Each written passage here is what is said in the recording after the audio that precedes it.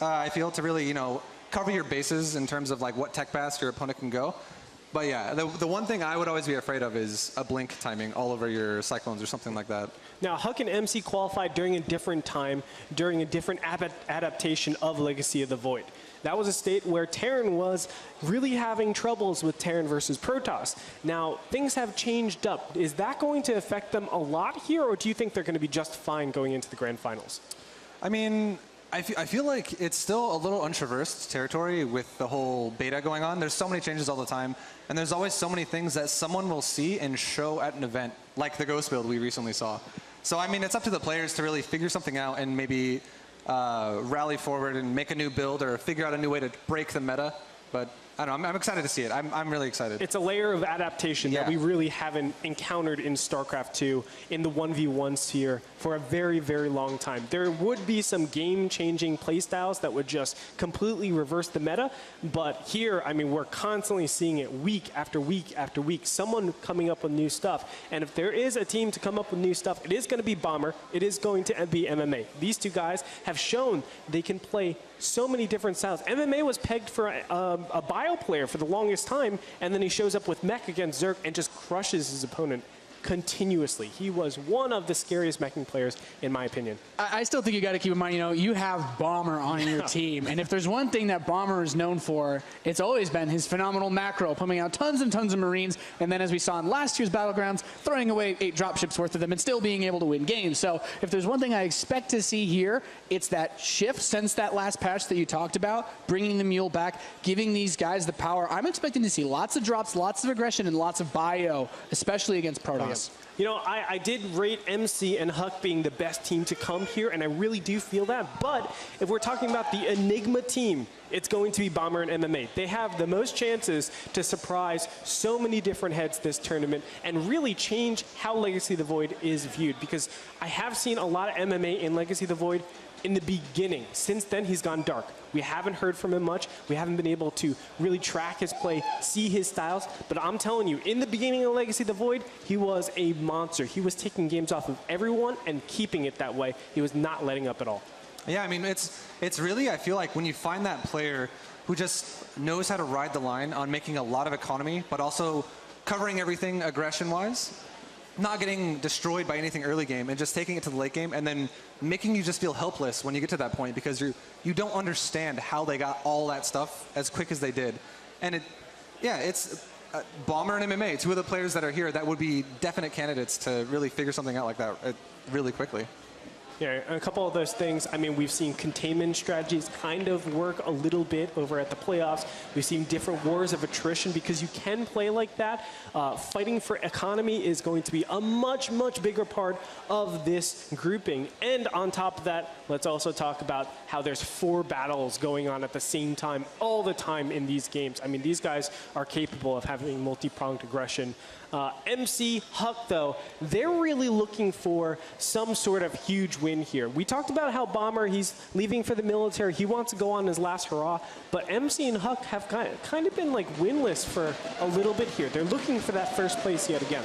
Yeah, I think one of the most interesting things when you look at this Protoss team is that in a 1v1 matchup, it's a very, very tough series to play against. But they've put so much preparation in. HUK and MC talked about this a lot before the Santa Monica playoffs, and I 100% believe that they've been really grinding at it prior to this event.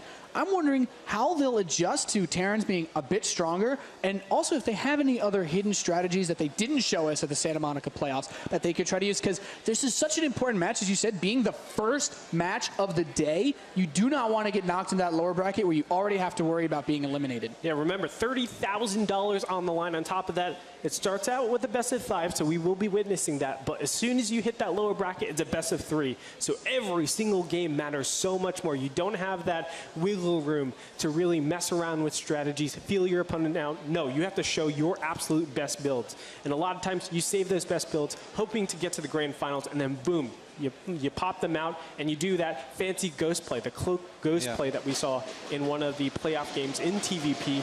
But it looks really good for this first match. I can't wait to find out what happens. Let's take it away with Yoann and John. Thank you very much, Greetup, and we're very much looking forward to our first best of 5 here in the Red Bull Battlegrounds Grand Final. And it will be a PVT, a lengthy PVT series, we hope. Yeah, the panel covered very well, you know, the possibilities in the matchup, and especially, you know, that opening with the Adepts into, I guess, as the Terran, you don't really know what, sadly, for them. So MMA and Bomber, they're going to have to put some serious effort into scouting, into realizing what they're up against so that they can adjust properly, set up defensively, and we'll see how well they do with this. All right, we are in the game. Ladies and gentlemen, welcome to the first map of the Red Bull Battlegrounds Grand Finals. Beginning here on Bridgehead, we'll introduce our Red Archon. First, hailing from South Korea, from Team Acer, he is not MMA. Nobody knows. That is, in fact, the one and only MC.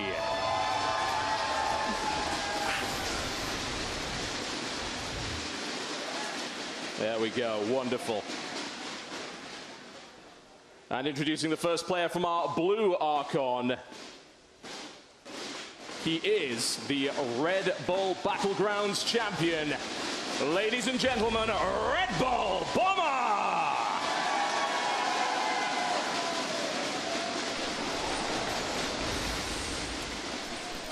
We truly are about to witness here the greatness of this mode here, the Archon mode. My. And we're going to have some serious action because both teams have chosen to proxy something here. In this case, we have a factory already on the way here from our Terran Archon. And most likely, I think it's going to be a Stargate here across the map. So things are getting crazy here already very early on in this best of 5. Yeah, no doubt about that. The proxy factory over to the side of the map there. Down comes the Stargate right out of the way. That's a lot of buildings on that one pylon over there. Absolutely. MC and HUK are going to apply a lot of pressure there with some Stargate units, possibly some Stalkers on the ground as well. They're going to stay on one base, whereas Bomber and MMA, they are expanding right now. So that means that units-wise, they're not going to be doing as good, and it's going to be very hard for them. Double pylon goes down the ramp now. They're going to start realizing what's happening, but are they going to be ready? Do they even know about this? I can't imagine that they possibly could. They obviously know that something horrible is coming their way with the double pylon down the bottom, looking for some very, very early pressure. And here we see the photon overcharge pressure from the double pylon now. Knock, knock, who's there? It's a Mothership Core, a Zealot, and 2 pylons. 2 pylons, the most dangerous units in the game. In the meantime, of course, we saw a little bit of Widowmine harass in the mineral line, not doing a huge amount of damage. And down goes the barracks. A very nasty start here for our Terran players who are trying to push this back and are very thankful, no doubt, that the recent patch reduced the duration of that photon overcharge push. Absolutely, but behind it, there's going to be an Oracle coming in, and with no Marines alive and the factory across the map, that's going to mean that there's nothing to properly defend against that. Even the Void Ray is starting now. MC and HUK, they are doing so much damage. A very, very quick game 1, potentially. The amount of damage that's being done there is absolutely phenomenal. However, the Terran player pulling back to the bunker, trying to deflect the Oracle as best they can. Yeah, the Oracle's going to head back across the map to make sure that they can defend against this, because right now, our Red Archon, our Protoss Archon, is not mining back at home. The Stalker gets surrounded. Goes down, Stalker down as well. A defense, and it's surprisingly equal here in the worker count. And of course, the Oracle's coming back to try and stop the Widowmites. They catch one on the way. Down it goes. Yeah, now it's going to be up for the defense. The Protoss Archon is still not mining. Both teams have taken so much damage. It's 17 walkers to 17. There's another Widowmine. I don't think they realized that they take 2 more worker losses there. They desperately need that detection. But does the Oracle have any energy to do it? Maybe not just yet. They need a little bit more time. The Reaper is going to hop back in there. And on Protoss Archon, their income right now is just in shambles. A Void Ray is going to walk in there.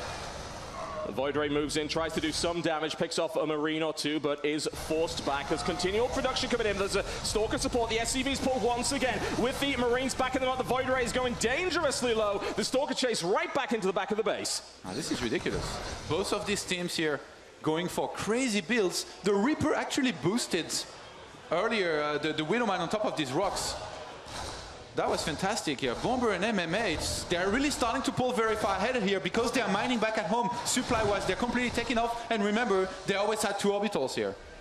If anyone had any doubts about the Arkham capabilities of the Terran team, then perhaps those have gone right out of the window. We see a very well-prepared build here from both sides, although I have to wonder if the Protoss build was based on the previous patch where Photon Overcharge would last a little longer. Yeah, because even though they busted that front door, in the end, not quite able to finish off their opponent. The factory actually flew in there.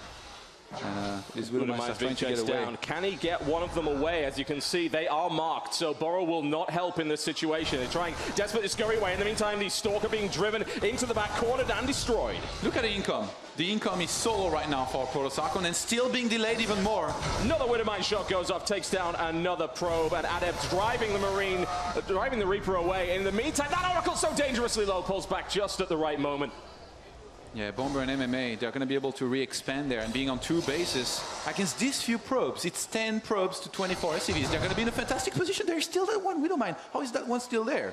Somehow, I guess it must have been a new one that they remade because the factory flew into the natural. Bomber and MMA, they are not slowing down. This is extremely smart here from the Terran player, simply because how do you produce enough oracles to both harass and deal damage to the Terran base and deal with these Widowmines? Without an observer, this becomes a nightmarish situation, and down goes yet another Widowmine that's going to lock on to the Adept. It just barely scrapes the health. Absolutely. Our Red Archon here. The Protosses, they've been struggling in defending against this. The Oracle's gonna have to wait until they can properly defend this. And now, Bomber and MMA, they're even gonna spot here these proxy gateways and the Stargate, so they can even get rid of that quite easily if they want to. Starport's gonna be on the way. Remember, they had a factory from the very start. Combat Shield started.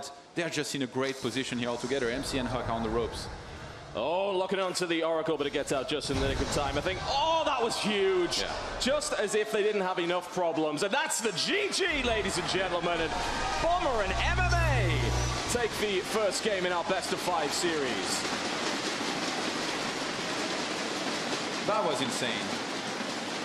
That was really impressive stuff. Yeah. Like, we were thinking before the show began, what are the kind of strengths that Bomber and MMA have? How much Archon have they played together? How many builds have they managed to formulate? And a lot of us were thinking, well, you know, you've got the creativity and the high-risk style of Bomber with the speed of MMA and his crisp drop style. And you think, yeah, that could be really good in Archon. But as it turns out, it looks like they've also brought some very interesting builds. And we saw a cheesy build, perhaps, from the Protoss player, which was countered by an equally and perhaps more effective cheesy build from the Terran. Yeah, it's such a perfect combo. If you're Bomber, I mean, with the macro that you have, all you had to do here was pick a player who's very good at attacking and making it happen in multiple places, and in this case, MMA seems like a perfect choice, and it really showed here in map number 1. Yeah, I'm looking forward to seeing what happens with them in the rest of the series. Or was that their one-pocket strategy, or do they have more? Well, while we set up for the next game, let's find out a little bit more about our Terran team of Bomber and MMA. 처음에 팀원을 고를 때 좀 생각이 많았는데 아무래도 연습을 하려면 팀원을 고르는 게 좋을 것 같아서 스벤우 팀원 중에서 영일이나 성원이 그리고 지훈이 중에 한 명을 고르려고 했어요. 그 중에 아무래도 성원이가 대회 경험도 제일 많고 평소에 배려심도 많고 좀 착하더라고요. 아무래도 그리고 스타일도 저랑 시너지 효과가 잘 날 것 같아서 성원이를 고르게 됐습니다. 지성이 형이 저를 고른 게 다 이유가 있다고 생각해요. 왜냐면 지성이 형의 부족한 점을 저는 채워줄 수 있으니까. 성원이를 제일 처음 만난 건 2011년 GSL 코데이 메이에서 붙게 됐는데 그때는 제가 2대0으로 이겼습니다. 처음 만난 거야? 기억 안 나는데. 네, 제가 저번 작년 블리즈컨에서 지성이 형을 만났었는데 그때 제가 3대1로 이겼어요. 이기면서 좀 안타깝더라고요. 이제 머리는 되는데 손이 안 따라주니까. 경기 준비할 때 성원이가 뭐 컨트롤을 대부분 하는데 알아서 잘 하더라고요. 그래서 지성이 형이 운영 이렇게 물량형으로 유명하다고 알려져 있는데 하는 거 보니까 부족한 부분이 있더라고요. 그래서 그럴 때 보면은 좀 내가 운영을 해야 되나라는 생각을 한 적이 있어요. 경기 준비한 데는 크게 어려움이 없었던 것 같습니다. 만약에 이번 대회를 우승하게 된다면 군단의 심장 배틀그라운드와 이제 공허의 유산 배틀그라운드 양쪽 다 우승한 거기 때문에 굉장히 저에게는 큰 의미가 있을 것 같습니다. 초기가 항상 중요하다고 생각하거든요. 이번에 공허의 유산 처음 대회인 만큼 더 많이 준비했고 팬들에게 좋은 모습 보여줄 수 있을 것 같아요. 신경 쓰이는 팀은 없습니다. All right, ladies and gentlemen, some interesting words from Bomber and MMA there. But it didn't seem like they had too many problems as a team in the first game. Doesn't look like there's a lot of friction there. I'm interested to see what we will see from MC and HUK in the next game. We didn't really get a chance to see that crisp micro that we've seen them use up to this point that has won them several games. Absolutely. They came into this very confident. I spoke with them earlier, and MC was telling me that he thinks that they will just win easily here. There was nobody that could match them. Much like our Terran Archon, they were very, very confident. But now, having lost that first game the way they did, do they start losing faith a little bit? They need to stay confident. They need to keep on using those builds they've prepared. And it might just, have been a faux pas, so to speak, where they went for their own proxy. Then the one that countered them was, I guess, a little bit better. If the Terrans had been playing defensively at home, I do feel that HUK and MC probably would have been happier to just be the ones applying the pressure without their mineral line being completely demolished back at home at the same time. And that Reaper trick in the start really did a lot as well, like, pushing the Widow Mine into the natural and straight into the main. That changed a lot. Yeah, we've seen a couple of times during the tournament and the preceding qualifiers that the Reaper grenade, while it doesn't do a great deal of damage, has disruption capabilities and also can be used to perform some cute little micro tricks, such as knocking a unit of yours over terrain. We saw a unit save another unit with it by sending it over the cliff and all that sort of thing. It's a really interesting little ability. We don't generally get to see something that tricky and that technical in StarCraft 2, so it's cool that we get to experience that in Legacy of the Void. Absolutely. Archon mode is so cool, man. Like when you're really busy with something and someone asks you to do something at the same time and you go like, I can't be in two places at once. Well, guess what? You can now. In Archon mode here in StarCraft 2. You absolutely can. Now the question is which of these teams will be able to bring it together, and we're going into a game 2 here to try and find out. In a moment now. Absolutely here, all map being terraform. That might be what has to change here. Once again. Yeah, we'll be seeing what happens here momentarily. Just a quick pause. In the meantime, though, do you think there's anything that you can really read from that first game? You mentioned earlier that perhaps it is a faux pas. Yeah. They went for a proxy, their opponent went for a proxy, the opponent's proxy just happened to work better in that particular situation. And in a more straight-up game, surely MC and HUK still have the edge here as an experienced Archon team. Yeah, I think so. I think they were really hoping for Bomber and MMA to be back at home defending. They were going to be the ones applying pressure. Surely they didn't anticipate Widow Mines to go and burrow into their middle line so quickly into the game, and there was action everywhere. Like, it really feels like it's a lot more intense than the traditional one-on-one here, which, luckily for us, even our observers here are on Archon, it's Funka and Flo teaming up together backstage to make sure we don't miss anything. Frankly, we need that. The amount of action that can go on, especially in the late game, with multi-pronged harass, multi-pronged attacks, as well as, of course, intense macro from both sides, do require that sort of attention. These guys are loving it, man. It's always good to get a great crowd here. We've had a lot of good crowds over the past few months in StarCraft 2, no doubt about that. The recent WCS finals, of course, provided us with a raucous Polish crowd. And I mean, these are some of the most iconic names in StarCraft 2 as well here on the stage. If you go down memory lane and you I guess reminisce of the old times. In the entirety of StarCraft history, these are 4 names that you will know about no matter what. Very iconic figures here in MMA, Bomber, MC, and HUK. That is very true, and the interesting thing about them at the moment is, of course, in their prime, they were absolute titans. These were guys that were winning GSLs, winning DreamHacks, winning foreign tournaments all over the place. Now, of course, we are in the twilight of Heart of the Swarm, moving into a brand new expansion. And it's really interesting to see that the Archon mode has perhaps provided these very experienced players with a means to continue to compete at the highest possible level. And I have to wonder, for these guys, does the experience actually give them the edge, as opposed maybe to raw speed? Absolutely. I feel like they're leading the charge here, no matter what. With how much the experience they've got, they can come to the right conclusions. Not even necessarily with that many games, under their belt.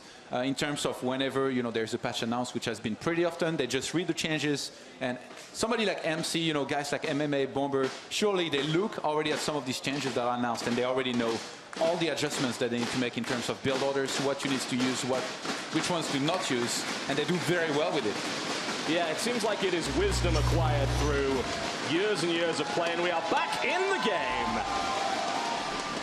So, ladies and gentlemen, currently leading by 1 game in this best-of-5 series. Playing Terran in the blue trunks, our team of Bomber and MMA.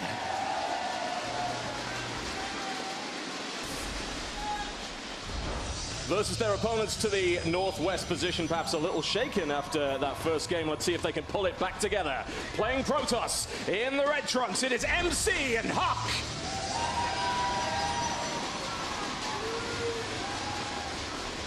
Bomber and MMA, such an insane duo here to take part in this tournament. To put it in perspective, last year, Bomber was heading into BlizzCon as seed #1. He had the most points. And then he made it to the quarterfinals before losing to MMA, who himself went on to taking second, so making it to the finals. So very, very strong players in terms of results the entire year, and now they are leading the charge here once again in Legacy of the Void, taking part in this tournament, and so far doing pretty well for themselves, beating MC and HUK in map #1. This is a best-of-5, though. It's far from over. Absolutely, and we're seeing a far more standard opening here from the Protoss players. The Cybernetics score going down gateway first into an expansion immediately. And we don't see shenanigans from either side at the moment, so perhaps a more straight-up game. Yeah, it looks like MC and HUK, they are playing to their image a little bit, or rather like the Protoss meta image, where everybody anticipates an adept to go across the map, make sure that there is some scouting happening, and in this case they go for a Nexus instead, fully knowing that Bomber MMA, they're very likely to open Cyclone, just kind of because you have to no matter what. So in this case, it's going to go, I mean, early on in the game, there is nothing they particularly should be afraid of. They're still going to go for the adept anyway behind this, not too late, and they're going to have a very economic opener as opposed to the previous game where they went for the all-out proxy out on the map. Yeah, the Adept just being an incredibly strong unit with a lot of health, a decent range, and of course an escapability if you time it correctly with the Ghost. However, we're not seeing a Cyclone opening here. We're actually seeing Marines plus Heli. This perhaps a more classic drop, maybe elevation play, a little bit of pressure. Yeah. This could be very scary actually for MC and HUK, because when you go for this kind of build here, you're going to have less stalkers than usual, and you're not necessarily always going to be ready. You know, they go for a robo here behind this to make sure that they not only have detection, but they can also go for a War Prism if they want to, for some harassment. They can commit to maybe some heavy aggression as well if they want to, if they were to go for more gateways. So it's going to be very interesting to see how it turns out, and if they can realize what they're up against here. Yeah, up goes the scouting unit, and that's already some interesting information. You don't see a factory right next to the barracks, which of course we saw earlier. We had the barracks with the tech lab being built for the quick swap into the fastest Cyclone possible. So maybe them not seeing that gives them a little bit of a tell. They didn't get any other information out of that, though, as to what other tech is available.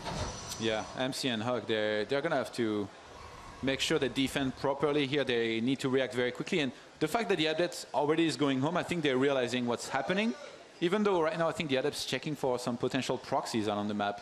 And in this case, that Widow Mine could be very, very scary, but they're going to have observers here on the way.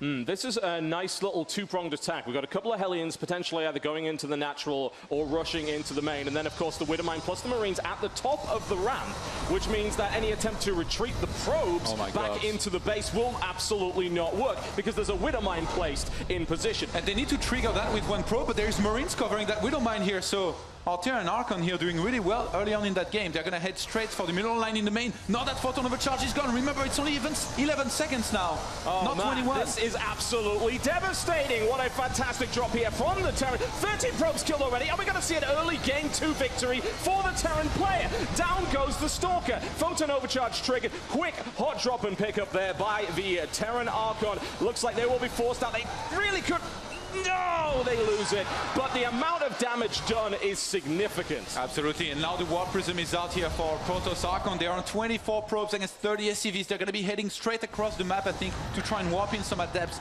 to try and make something happen, because they fell behind here. With 15 probes being killed, this is bad news, and Bomber MMA, they're not going to slow down anytime soon. It's not done yet, and of course with 2 players, why would it be? You can do this. You can focus purely on the drop and have another player at home to defend. They know the Warp Prism, it's on its way. The question is, do they have enough units at home to deal with this inevitable attack? It's looking fairly promising so far. Yeah, it looks like they might just have enough. They're going to snipe the Observer as well to make sure that the Widowmine can come into play very effectively. Getting a Viking was so smart as well. They can chase down the Warp Prism, possibly completely shut it down as well, and the bunker here is going to help with these two.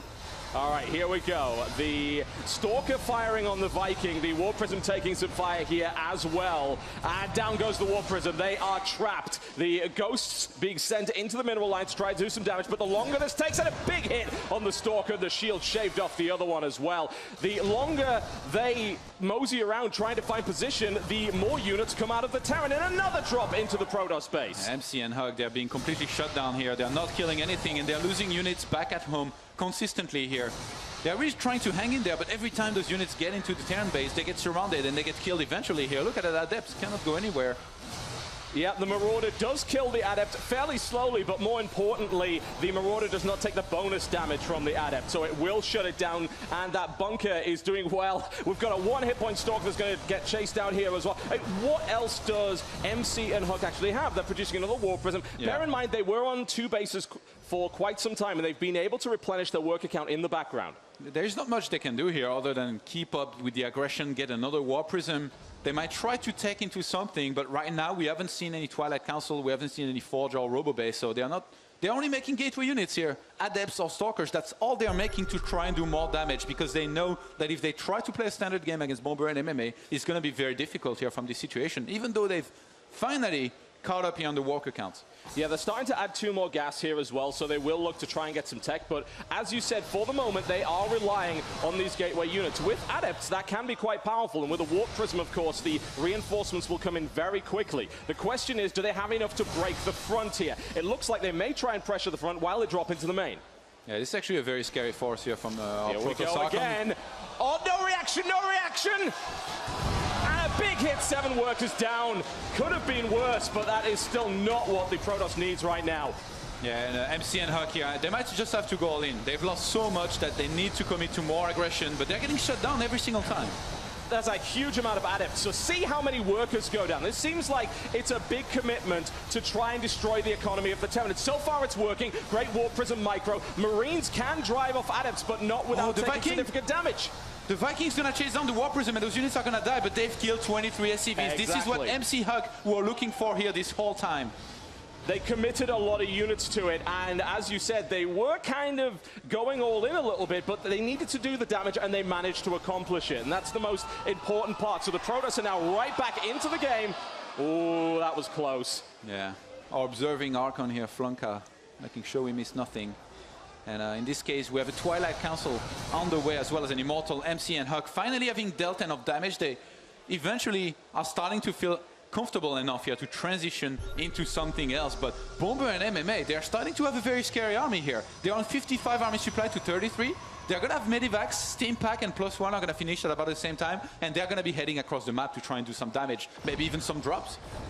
I wonder exactly how much the Protoss player will try to commit to pressuring the Terran at this point. With these drops moving across the map, it seems pretty important for the Protoss just to capitalize on their advantage and not lose the probe count. Right now, they are severely outmining the Terran. If the Terran is able to drop and equalize things, then things are not going to look good considering the army supply. And here comes that drop. There is really not much here in the main. There's just that Mothership Core with the Photon Overcharge available. That Twilight Council is going to be exposed. And we see here it goes, and that blink is not going to finish. Doesn't matter how many Photon Overcharges you put down, that is going to do it. The Immortal moves in, quick target fire, the shields go up, the shields go down. And it barely barely survives, and the photon overcharge drives it away. And great defense at the front as well. Yeah, the thing about MC is that he's been playing this style for a very long time, where you get a lot of gateway units in the start, you apply some pressure, and even if you don't win, as long as you can do some damage, you can transition into a lot of Blink Stalkers to make sure you shut down those Medivac drops, and then usually you're gonna have to go into either Colossus or High Templars. But in this case, the Twilight Council was sniped, remember? So now MC and HUK, they drop down double Twilight Council. Either there's been some miscommunication, or they want to go into charge and blink at the same time. Which is a potent combination. Zealot's got a little bit of a bump in that regard, but hold that thought because we do have yet more aggression here from the Terran. There's the stim. Down goes the photon overcharge. Only weak gateway units at the front at the moment. They're trying to bring the Nexus down, but that is not going to happen with double photon overcharge. Yeah, but actually they're staying out from the photon overcharge range here, Altair and Archon, and they've dealt so much damage that Nice Widowmine not being Widowmine. detected here. That went right into the middle, taking the shields off the Adepts, which are, of course, the big meaty units at the front that are taking the majority of that damage. That's a very Marauder-heavy force. Those Stalkers won't last long. They can just kite, I think. Remember, there is no blink. They're going to try and make that happen, and look at this. We see the Adepts trying to move behind. However, of course, the Terran player realizes what's going on and is going to attempt to kite back. And it looks like their fighting forces perhaps diminished enough that they won't try that again. Yeah, I like that they pulled back here, the Terrans, because if they had stayed, then those Adepts would have been getting behind their army. Yeah, they saw that, but since there is no blink, it's just so hard to properly shut this down completely, which is what MC and HUK need here. The Mothership Core is moving back, and we've got some Stalkers there as well, but with that many units in the Medivacs, I have to wonder if even a double photon overcharge would be enough. An Adept gets caught out and cleaned up nice and easily here, and of course reinforcements coming for the Terran. Army supply much closer now. I think Bomber and MMA, they're realizing what's happening here with only gateway units being made. They're going to drop down a Ghost Academy here. Rather than going into another base, they might just be, I guess, flying their main orbital when their main base mines out to another base, potentially, and just get a ton of units to try and keep on applying pressure and eventually go for the kill with some Ghosts. I like that because I think they've noted that the Adept count is starting to rise. And of course, one thing that you can do with the Adepts in the mid-game is to go for that shield upgrade. As if they weren't strong enough, there's the shield upgrade completed, and they're going to try and add Blink on into that as well. It's interesting because usually at this stage, you wouldn't want to still be just on Gateway, right? But now it seems like it's a little bit more viable. Bomber and MMA here from the first two maps they're playing. I feel like they're already shutting down a lot of haters, a lot of doubters who probably were thinking that they were not going to come into this with a lot of preparation. And in this case, do they look prepared? They seem to know everything that they have to do in some of those games. And they've done pretty well with it so far. But in this game, MC and HUK really able to climb back from the dead by killing a lot of SCVs in the early game. And now we found ourselves in an equal supply situation. So a little Archon run by there, trying to do some damage, as you can see, to the southeast of the screen there. And they're going to be able to do a little bit, but the Archons do get cleaned up. In the meantime, the bulk of the Terran force, plus some SCVs, is on the way. So we're lacking AoE, but it looks like we're going for it right now. Guardian Shield gets thrown down. There's quick blink back on the left flank. And is there enough Terran firepower to break this? They hop the fence and drive the Protoss back. Yeah, those EMPs were massive. MC and HUK, they are having to pull back here. They want those shields to regenerate, but they're going to have to fight no matter what. They're going to go straight into it here with their...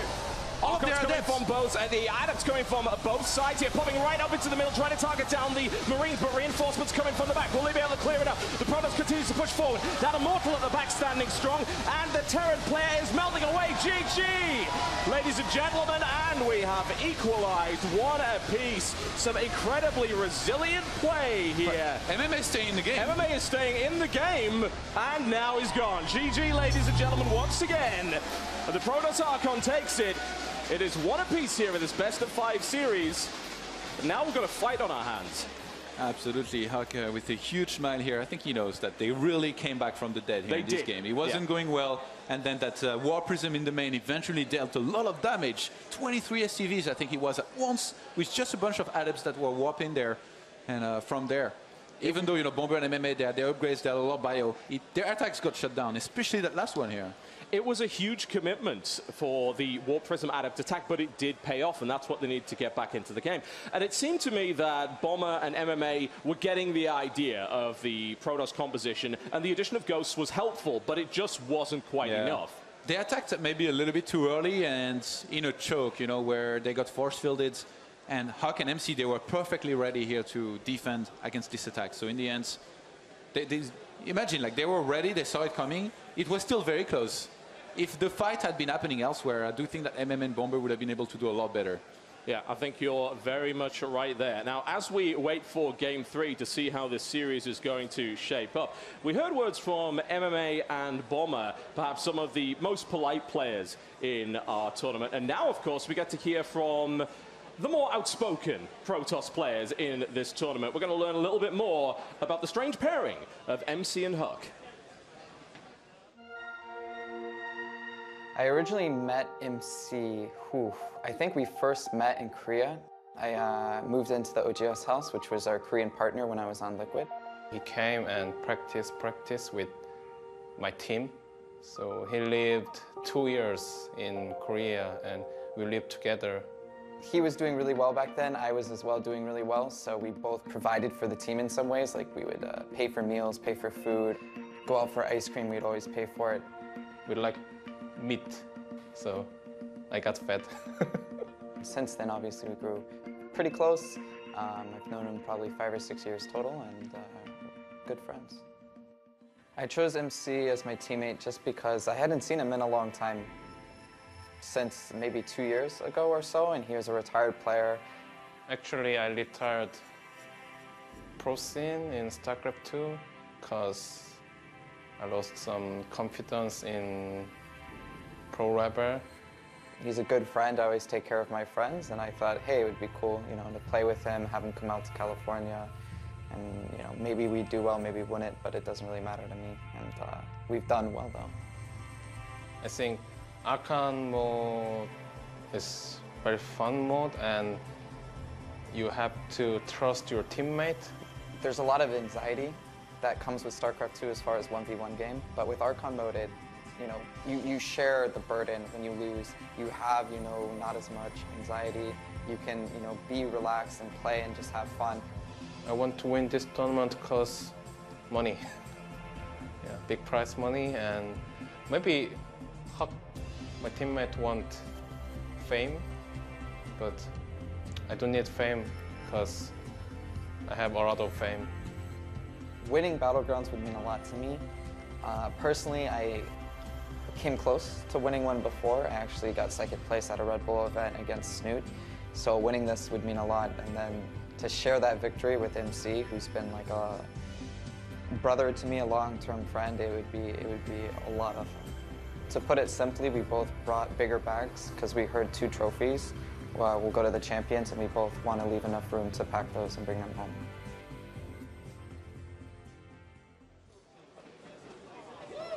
The heartwarming bromance of the Protoss here at Red Bull Battlegrounds. And by the looks of it, they are synergizing very well as a team so far. Absolutely. It feels like Bomber and MMA, one player is known for his macro, the other one for his micro, his drops, his multitasks. So they've split the tasks this way.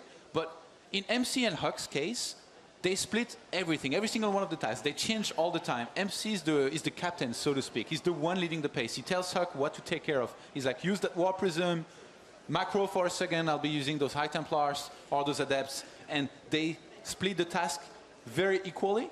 And I feel like this might be, in the long term, the better way to play in Archon mode, because there is no, settings that you need to go through before the games. It usually is just an agreement that says you're gonna do this and this.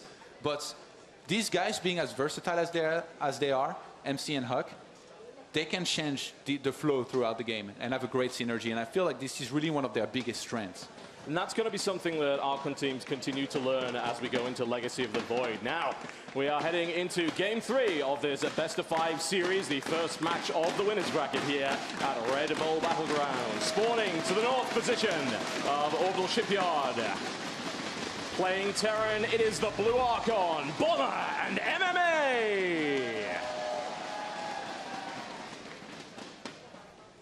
Versus their opponents to the south position. Playing Protoss, who've tied up the series, 1 apiece. The Red Archon, HUK, and MC!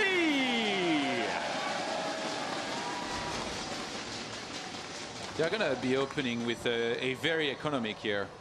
Opener, both teams are. Nexus first against Command Center first. The fact that it's Orbital Shipyard, it's a map that's been around for a long time in the Legacy of the Void beta.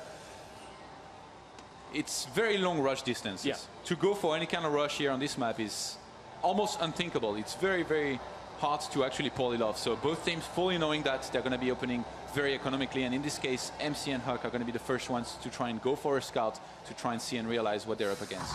Yeah, making immediate use of that pocket expansion, and of course the Terran walling off. Pretty standard build here from the Terran player to go command center first into double barracks to start to catch up that production. And that wall-off is surprisingly useful, particularly against the Adept, as we found. Traditionally, a Terran may not necessarily consider walling off against a Protoss, but the Adept, great against Marines, stellar against Marines, not so great against buildings. Absolutely, and triple barracks here behind us, so... I want to make a lot of Marines. HUK seems recently watching the Warriors, apparently. A classic HUK joke and banter here. Trying to bait his opponents into making a mistake, possibly. On this map, if MC and HUK potentially go into a third base, it's going to be much harder for them to properly defend across their three bases, in particular the natural and the third base, just because they're so far apart. So it's going to be interesting to see if we get to that stage of the game, and I'm sure that Bomber and MMA, to be honest, they should be looking forward to try and do something like that. You know, in the previous game, they stayed on two bases. They tried to go for it. It didn't work. Maybe now it's time to try and play some longer games. Yeah, I would agree. And as the Protoss player gets more and more spread out, we're going to be in a situation where the crisp and rapid drop micro of MMA is really going to come into play to try and stretch out their opponent. And the amount of things that you can do in Archon mode with drops is out of this world. Yeah, a little bit of drop harassment in 1v1, that's pretty dangerous. But imagine dropping 3 places simultaneously and also being able to fully control those units. That is devastating. That's incredibly hard to handle. I mean, 3 with MMA. In this mode where he only has 2 micro, most likely, while his Archon teammate is macroing, I could see him just drop all over the place. In 10 places, why not? Why not? If he's maxed out. Archon mode for the Protoss player is going to offer some interesting possibilities in terms of macro and harassment as well. The Warp Prism, as we saw in the previous game, is such a crucial unit now. The way that Warpins now work offensively is very different to Heart of the Swarm. Absolutely, and the fact that they go for a Stargate as well, you know, it's going to be for an Oracle here. Later on, down the line, pretty sure they're going to be going for a Warp Prism no matter what, and a lot of the time, that means that with a Warp Prism, you can drop in one place, send in Adepts everywhere with how fast they are, attack elsewhere with the Oracle, and the same thing is going to apply here for MC and HUK. So both teams, it seems like, in this game, as much as they open economically because they could, no matter what, in the mid-game, we're always going to see action, no matter what happens. Nobody's going to want to play, you know, that sit-back, economic style, death ball. No, that doesn't exist here. It doesn't benefit you if you're playing in an Archon, honestly. You know what? You have so much extra room to maneuver. You have so many more actions per minute. The most efficient way to play is to utilize that, and that is not to hang back, as you said. MC and HUK, I really like the choice here that they've made of going for such a quick third. I think they realized very quickly that they were up against Command Center first. And they were like, you know what, there's not much that they can attack us with other than Marines, but they're probably going to be playing pretty scared because all of the Protoss aggressions early on are very good. So we're just going to go for a very quick third and then a huge gateway explosion that's happening now. Pushing that Oracle away there, it worked a little bit on the Marauder, but the Marauder doesn't really care too much about Oracle fire. The Marines staying safe. I did like the decision there of the Terran players to hold the bulk of their Marines back. The Oracle came in, didn't see them, and then, of course, wasn't able to target them down and get out. So the Oracle not only did some damage, he's forcing some turrets here being made. And MC and HUK, they're already up on 3 bases. I'm pretty sure this hasn't been spotted by Bomber and MMA, so as much as they're going to start moving out soon and putting on some aggression, they've seen nothing. In this game, they've seen absolutely nothing. Imagine they scan the main now and they see like 12 gates. That would be, like, what's going on? That would be terrifying, but it would also be a good thing for them to do at the moment. And just a little attempted scout there with the Adept's Ghost mode. But as you can see, the gateway explosion, Oracle coming out, possibly followed by a Warp Prism. Blink on the way. We're going to be seeing some heavy pressure coming in. Huge autos is pylon, by the way, between these gates. Just saying, like, we're going to have to keep an eye on that if it gets sniped down the line. Keeping the Oracle alive is very important, by the way. Let's see what it can do. And that's a great spot there by the Protoss team. They do see the double drop on the way out. Right now, MC and HUK, they have such a good economy. They're getting so many minerals, so much gas in. They're going to start producing a ridiculous amount of units. And with the Warp Prism that they're getting, they're going to be able to go across the map and start warping in Adepts here to do some damage.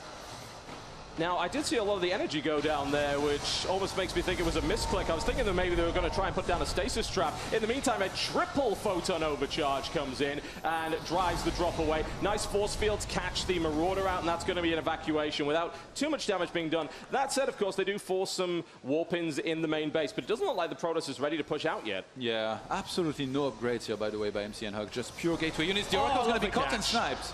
Fantastic. That is just those little moves, exactly what you need. Although losing a couple of Marines there due to the overstim, not so great. Reinforcements coming in, though. They're going to continue the pressure. Yeah, this is what I was talking about. Oh, MC and HUK, they try to catch some of these medivacs. They not only fail, but those Stalkers are not going to be out of position. So if the medivacs drop into their natural, they could be in trouble on the other side. Wait, they're moving across the map? That Stalker count is really scary. The amount of numbers they've got there, especially with units away from the Terran base, could absolutely work against them. If this drop gets caught, that could be brutal. You see the drop down to the... Oh, can they get out of there? One down, and the second one falls as well. Huge catch there for the Protoss. Yeah, but the double medivac drop into the natural now is going to be real from Bomber and MMA, who are going to be attacked across the map. They need to pull SCVs to try and defend. Even though they're doing damage here in the Protoss base, there's just so many Stalkers there. Oh, a huge number of Adepts coming in as well. Reinforcements come down the ramp, but they're not really getting a huge amount done. The Adepts can continue to tank. The shield upgrade isn't quite done yet. In the meantime, more damage being done. A huge amount of workers being killed here for the Protoss. And here's the worker pull. Will the Protoss be able to equalize the economy? Yeah, I think Bomber and MMA, they realize that they need all of their SCVs here to try and help with this. They're going to pull them. GG, ladies and gentlemen. Bomber actually GG's out, having seen that they can't push that back, and that is another victory for the Protoss Archon. And it really just came down to that one moment where they decided to send out the drop, and they didn't have the units back at home. Oh, this is crazy. Bomber is known also to have had some of those games where some of these medivacs got caught and sniped in the past.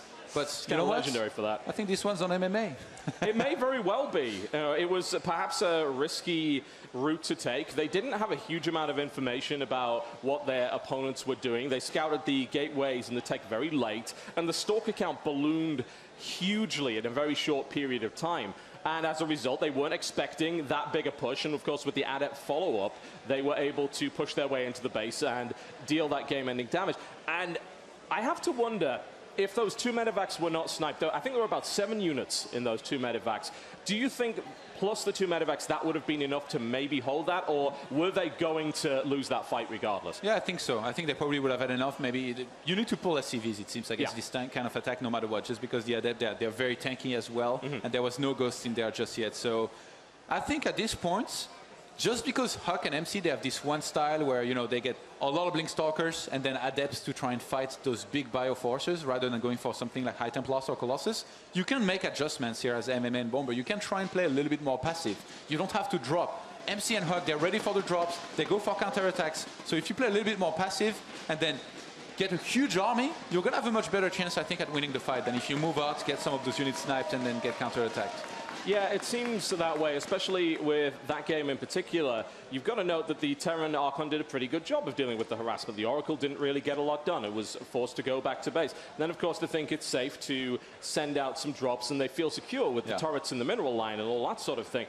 But as it turns out, they just didn't seem to quite have a read on how large that Protoss army was getting.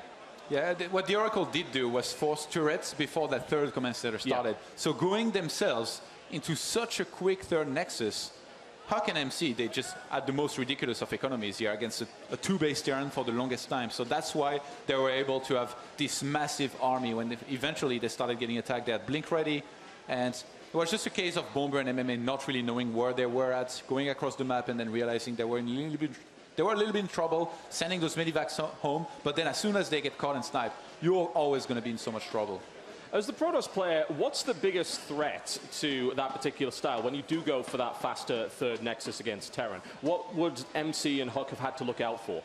In this case, honestly, it was just a great adjustment, just because they knew they were up against Command Center first, and there was no way there was going to be like a Widowmine, attacking their base, so they entirely skipped on detection. But if there had been, say, for example, if Bomber and MMA had gone for Command Center first with then some kind of proxy factory behind it, or even like a quicker factory, no third barrack, then Widowmine drops could have started to do a lot of damage and kind of snowballed out of control. Or I think MMA and Bomber, they even could have gone themselves for a very greedy build with just 2 barracks, Marines, and then a 3rd command center, and then gotten turrets, you know, skipped on those gases early on and added them later instead. But in this case, just build otherwise, this was super clean by MC and HUK. You can tell the decision making is just incredibly good. Double barracks to start to catch up that production. And that wall-off is surprisingly useful. So great against buildings. Absolutely. And triple barracks here behind, in particular the natural and the 3rd base, just because they're so far apart. Yeah, we're taking a look at a replay here. Now you see the Oracle on the way out, and it does a little bit of damage and sinks most of its energy there onto the Marauder. And as you said, you know, it didn't do a huge amount of damage, but it did force out things like turrets, and it got some interesting scouting information there for the Protoss. That 3rd base was up so fast. You were like 5 minutes into the game. Really quick. Incredibly quick. And then, of course, the huge gateway follow-up allowed the Protoss army to get so large and out of proportion. And interestingly enough, there was the situation where you mentioned the lack of upgrades there for the Protoss, and they were only really working on the Adept Shield upgrade. But the Terran upgrades, if they'd maybe been able to hold out a little bit longer, would have allowed them perhaps to push that back. Absolutely, yeah. They're 2-1 on the way, I think. Yeah, they did. They absolutely did. I don't think it was quite ready, though. And here we go, ladies and gentlemen. We are on map 4 of this best of 5 series, and match point here. Introducing the Terran Archon, who are currently behind by 1 map in this best of 5 series. They're going to have to pull it back. Ladies and gentlemen, to the southwest position on Moonlight Madness, it is Bomber and MMA.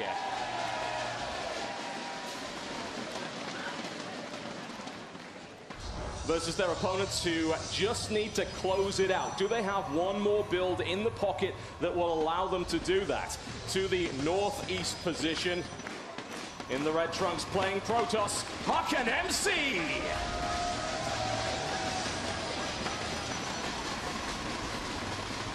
HUK and MC here went for another Nexus first, which gets scouted here very early on by Bomber and MMA, who opened with the gas first. That factory is going to come into play here so fast. But in this case, having gone for a scout themselves, I think, were they able to see it? Were they able to enter here with the wall off?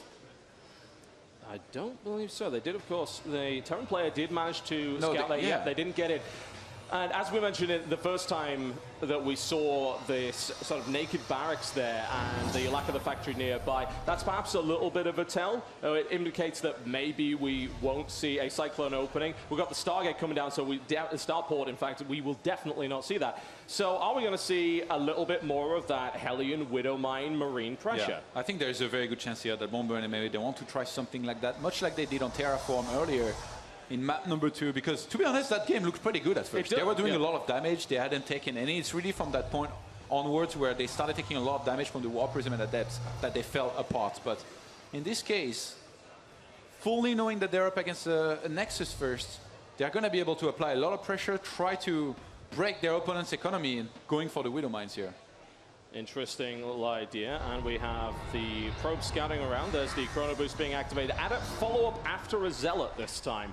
So lots of scouting information, a little bit of map control. Question is, will they be able to see what's coming at them? I mean, they certainly can't do anything to stop it at the moment. It's a sentry there, plus a robo. So they're going to have the detection, but will that be enough? Yeah, and I mean, sometimes even if you have the detection, the few good Widowmine connections can still demolish your economy completely. MC and HUK, they actually cleared the entire... Yeah. They actually cleared the entire north part of the map here in terms of proxies. They made sure that there was nothing there, no factory, nothing. They checked the whole place out. They must be feeling pretty safe for now. 3 additional gateways. This is very scary here. If this harass doesn't do a significant amount of damage, we may see a nasty counterattack coming out of the Protoss here. Of course, there's quite a few resources committed to this. Oh, Bomber and MMA trying to go around here. They know that they've been spotted headed into the natural, so they're going to try to get that Widowmine burrowed in the main mineral line here. There's the boost coming in, and will they be able to do damage? Immediate pull there by the Protoss. Nice move. And just in the nick of time, there's the detection. Down goes the mine, no losses. That's the perfect defense here so far from a Protoss Archon. Do they have enough here to deal with this, though? Guardian Shield's really going to come handy here against those Marines. A Viking already starts here back at home. I think right now the Terran Archon here, they know already what they're going to be facing, having spotted 4 gateways in total and a War Prism. So they're going to start getting ready here for that aggression. Yeah, if they can shut that Warp Prism down, they may very well be in a good position. The amount of photon overcharges that are coming out of the Protoss here is ridiculous, but thankfully they're able to get out of range. Sort of trapped. It's amazing, by the way, they haven't lost a single Marine. Yeah. The micro here of this drop has been ungodly. Another day at the office for MMA. Man, that mothership core is very, very low. If they picked that off, that could have been huge. They would have had the opportunity to do some damage, perhaps to the probe line. But the more of this they do, the better. They're not really investing anything at this point. They are just using the units they built up earlier. They're still building an army back at home. As you mentioned, hopefully getting a Viking out to try and deal with the Warp Prism. And again, it's going to be a similar style here out of MC and HUK. They had a Nexus, they start Blink, so they're going to be going into that third base very quickly. No Forges, no upgrade, no Colossus, no High Templars. They just want to play with Blink Stalkers and Adepts. And it's done pretty well for them so far, you've got to admit. The question is, if the Terran can take this to the longer game, that lack of upgrades could absolutely hurt the Protoss. Absolutely, but Bomber and MMA, they've been playing very aggressive, and sometimes when that aggression gets shut down, you can be in trouble. You can get exposed to a counter-attack here. The Warp Prism was pushed back. Bomber and MMA, they haven't taken any damage here back at home, but they're still quite a bit behind in the walk account here. They're going to try and deny this Nexus, but I don't think they're going to be able to do it. We've got a few units pushing out there, but it's good that they're applying this pressure, and they're forcing the Protoss to keep at least some units back at home.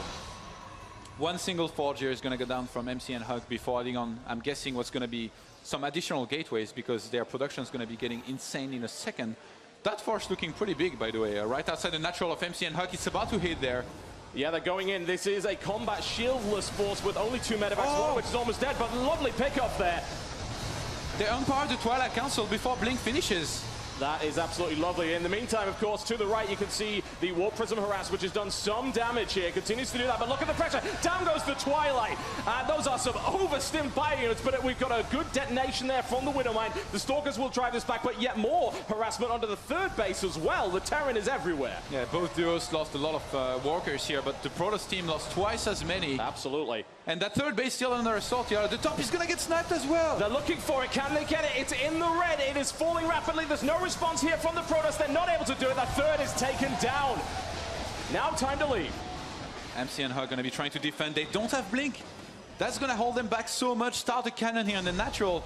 Trying to make something happen with the depths across the map, and they actually get some few good snipes here. Yeah, they found a fruit basket there, and they're getting all they can eat, and in the meantime, the defense is going to try and push this back, but the problem is, Warp Prisms are so hard to stop now because they're able to pick up from a distance. Yeah. So the Adepts are microed well, and they're doing maximum damage. But in the meantime, another push here from the Terran. They go right up into the main, no force field whatsoever, no blink available, photon overcharge is out of range, the Stalkers are exposed and taking huge damage here from the Marauders. The Gateway force is going to get crushed from 2 sides.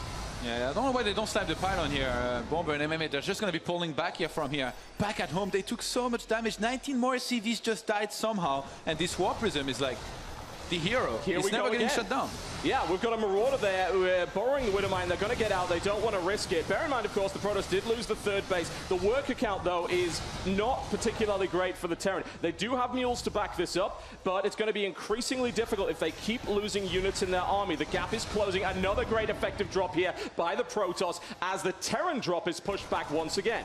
I don't know why they don't make another Viking here to try and really shut this down completely. Uh-oh, that's going to be... Oh, almost lost it. So close. So very close. That was incredibly risky there. All of these medevacs, in fact, taking huge damage over the course of this game. But you're right, you know, make another Viking. That Warp Prism is the biggest threat right now. If you shut that down versus a blinkless Protoss, you can fight. Look at his upgrades finishing at the same time here. Both teams this time around paying a little bit more attention to that Blink. Now a third to completion, and actually it looks like it's slowing down here a little bit. That Warp Prism is finally not being able to land and doing much. Yeah, those Adepts, whoa. They're trying to sprint past Bio. Yeah, I think it's a fake out. They're basically trying to zoom it out. Oh, that was a nice hit. In the meantime, another Marauder Heavy Force pushes in and almost kills the Adepts, but it's a bit risky to be here. There's an Immortal now, and there are force fields, so that may be not a great idea. They were, as you said, able to push back the Warp Prism, though. Bomber and MMA, they were doing fine, but then they, again, lost a lot of SCVs now. They're down to 21 to 36 probes, which, to be honest, is not really glorious either. So it seems like both Archons here are going to be limited to a very low economy here and production. What's going to also be interesting is how fast the main mines out in Legacy of the Void. A little bit quicker. Of course, with a lower worker count, it's not maybe going to be as big a deal. But if this continues at this pace and neither player is able to expand, we're going to be seeing rapid mining out. There's an aggressive blink forward as Blink finally finishes. The Warp Prism chasing that down with the Adepts as well. And the Terran needs to get home as soon as possible. Yeah, the Stalkers, they're just going to chase forever here. They're going to keep on sniping some of those units. Bomber and MMA, they're trying to regroup with the rest of their army, but I'm not sure if they have enough here. I don't think they do, but the reinforcements coming from the back. More Marauders trying to bring down the Stalkers. Warp Prism Micro coming in here as well. They, of course, need to kill the Adepts, otherwise the Marines will melt, as you see, but a blink over the force fields right on top. The Medevac's getting targeted here as well, and I don't think there's quite enough Terran with the Immortal in the back. The Immortal's not getting to fire right now. Now the force fields are down. Now the Protoss can advance. Yeah, and HUK and MC, they want to try and end it. They've got so much. They've got a Warp Prism as well that's saving a lot of units, picking them up. A single Immortal is going to help apply a lot of damage when it eventually stops derping around. All right, there's a big Adept warping once again. We're of course going to need to see more Marauder firepower to try and deal with this. And look at that, they're going to try and jump right on top of it. Very smart move. Blink over to the side right there. SCV's being pulled off the line as well to try and defend. This is the last stand here of the Terran player. MMA and Bomber trying desperately to drive this army back. They still have a slight army advantage. They're starting to push it back right now. The Adepts are going down. The Warp Prism gets shut down. Very nice. And the Mothership Core as well here.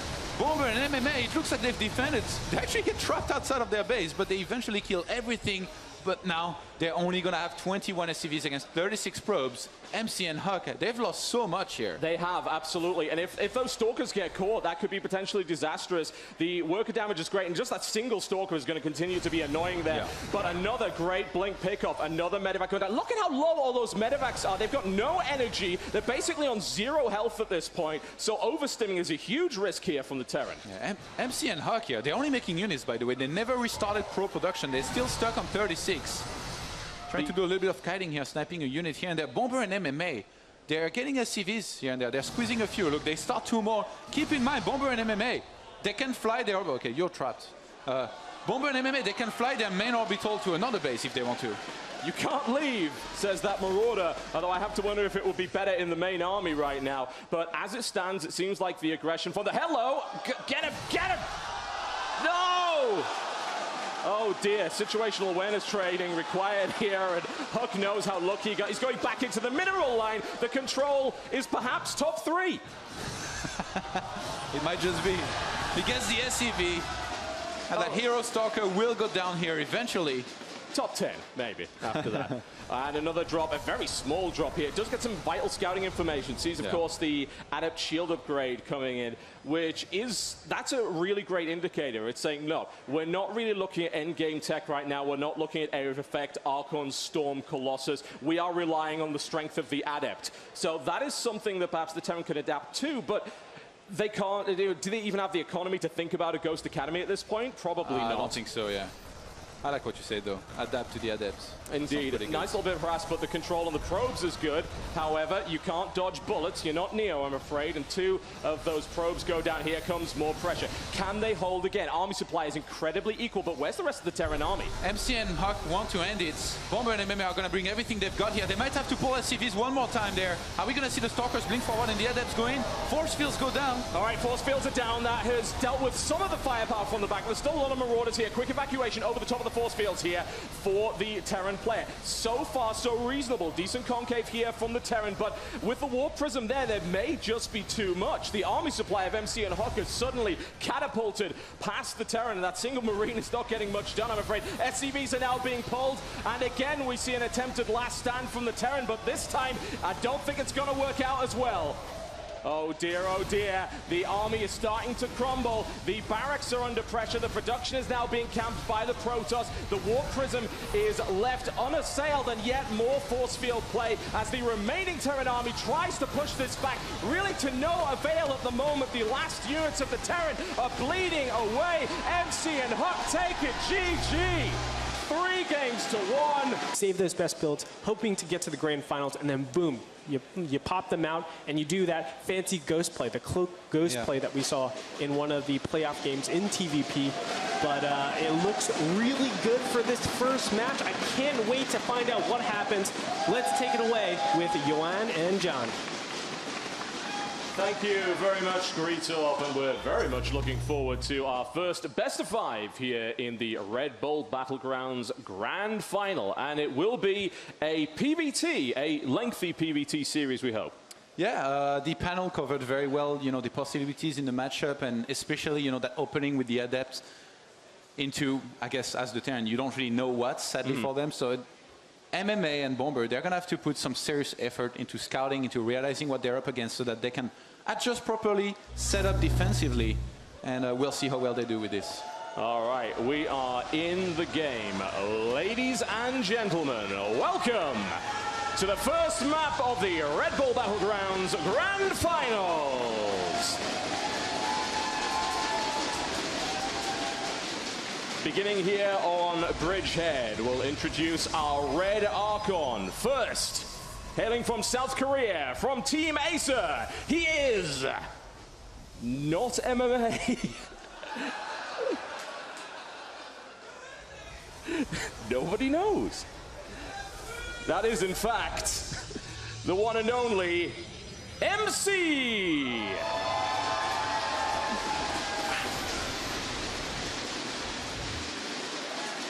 There we go, wonderful. And introducing the first player from our blue Archon. He is the Red Bull Battlegrounds champion. Ladies and gentlemen, Red Bull Bomber!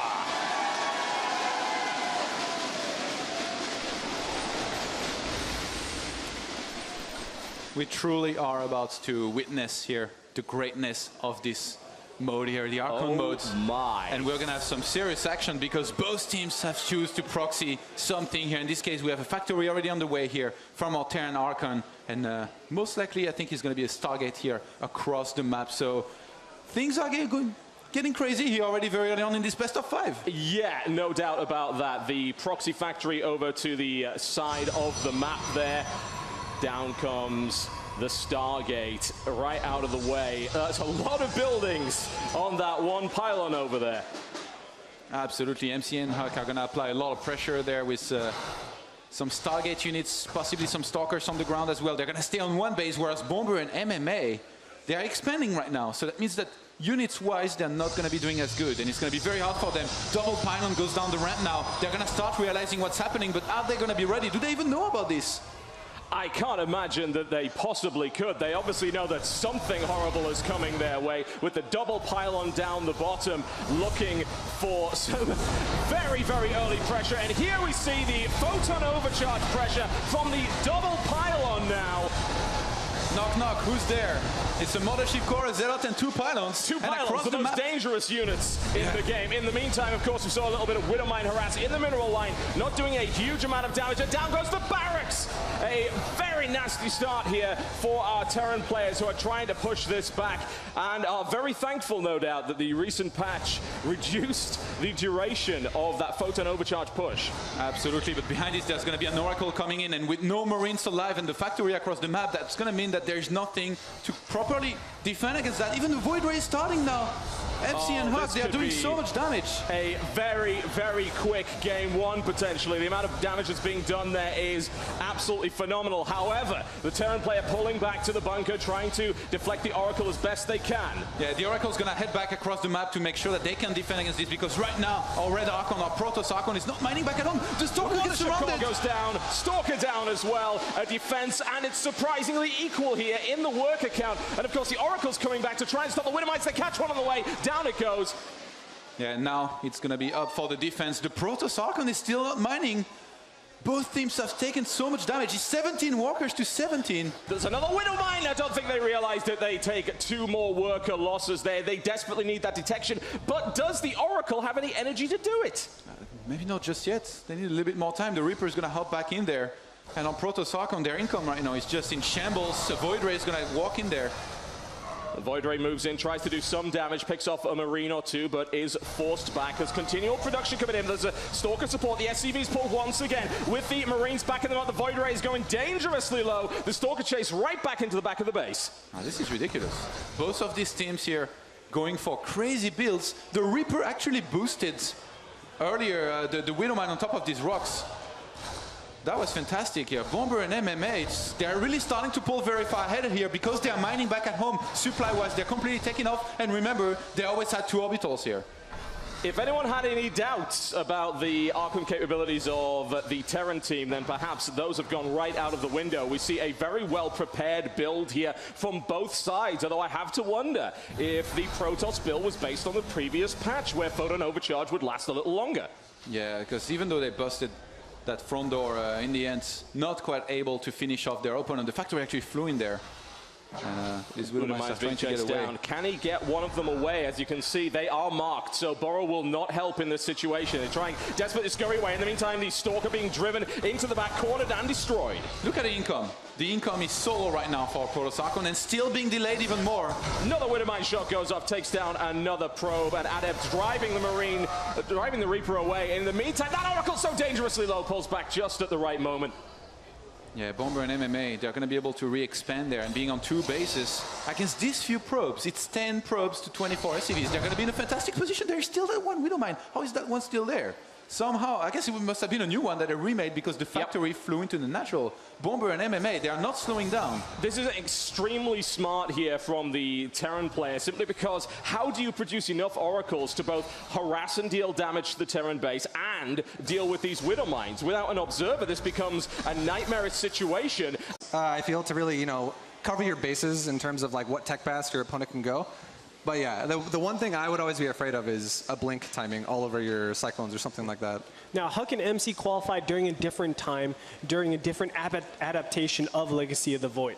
That was a state where Terran was really having troubles with Terran versus Protoss. Now, things have changed up. Is that going to affect them a lot here, or do you think they're going to be just fine going into the Grand Finals?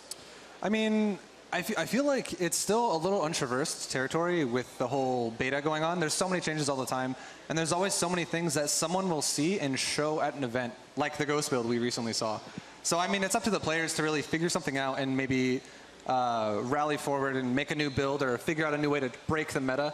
But I don't know, I'm excited to see it. I'm really excited. It's a layer of adaptation that we really haven't encountered in StarCraft 2 in the 1v1 sphere for a very, very long time. There would be some game-changing playstyles that would just completely reverse the meta, but here, I mean, we're constantly seeing it week after week after week, someone coming up with new stuff. And if there is a team to come up with new stuff, it is going to be Bomber, it is going to be MMA. These two guys have shown they can play so many different styles. MMA was pegged for a bio player for the longest time, and then he shows up with mech against Zerg and just crushes his opponent continuously. He was one of the scariest meching players, in my opinion. I still think you got to keep in mind, you have Bomber on your team, and if there's one thing that Bomber is known for, it's always been his phenomenal macro, pumping out tons and tons of Marines, and then as we saw in last year's Battlegrounds, throwing away 8 dropships worth of them and still being able to win games. So if there's one thing I expect to see here, it's that shift since that last patch that you talked about, bringing the Mule back, giving these guys the power. I'm expecting to see lots of drops, lots of aggression, and lots of bio, especially against Protoss. I did rate MC and HUK being the best team to come here, and I really do feel that. But if we're talking about the Enigma team, it's going to be Bomber and MMA. They have the most chances to surprise so many different heads this tournament and really change how Legacy of the Void is viewed. Because I have seen a lot of MMA in Legacy of the Void in the beginning. Since then, he's gone dark. We haven't heard from him much. We haven't been able to really track his play, see his styles. But I'm telling you, in the beginning of Legacy of the Void, he was a monster. He was taking games off of everyone and keeping it that way. He was not letting up at all. Yeah, I mean, it's really, I feel like when you find that player who just knows how to ride the line on making a lot of economy, but also covering everything aggression-wise, not getting destroyed by anything early game and just taking it to the late game and then making you just feel helpless when you get to that point because you don't understand how they got all that stuff as quick as they did. And it's Bomber and MMA, 2 of the players that are here that would be definite candidates to really figure something out like that really quickly. Yeah, a couple of those things. I mean, we've seen containment strategies kind of work a little bit over at the playoffs. We've seen different wars of attrition because you can play like that. Fighting for economy is going to be a much, much bigger part of this grouping. And on top of that, let's also talk about how there's 4 battles going on at the same time, all the time in these games. I mean, these guys are capable of having multi-pronged aggression. MC, HUK, though, they're really looking for some sort of huge win win here. We talked about how Bomber, he's leaving for the military. He wants to go on his last hurrah. But MC and HUK have kind of been like winless for a little bit here. They're looking for that first place yet again. Yeah, I think one of the most interesting things when you look at this Protoss team is that in a 1v1 matchup, it's a very, very tough series to play against. But they've had put so much preparation in. HUK and MC talked about this a lot before the Santa Monica playoffs, and I 100% believe that they've been really grinding at it prior to this event. I'm wondering how they'll adjust to Terrans being a bit stronger, and also if they have any other hidden strategies that they didn't show us at the Santa Monica playoffs that they could try to use, because this is such an important match, as you said, being the first match of the day. You do not want to get knocked into that lower bracket where you already have to worry about being eliminated. Yeah, remember, $30,000 on the line. On top of that, it starts out with a best of 5, so we will be witnessing that. But as soon as you hit that lower bracket, it's a best of 3. So every single game matters so much more. You don't have that wiggle room to really mess around with strategies, feel your opponent out. No, you have to show your absolute best builds. And a lot of times you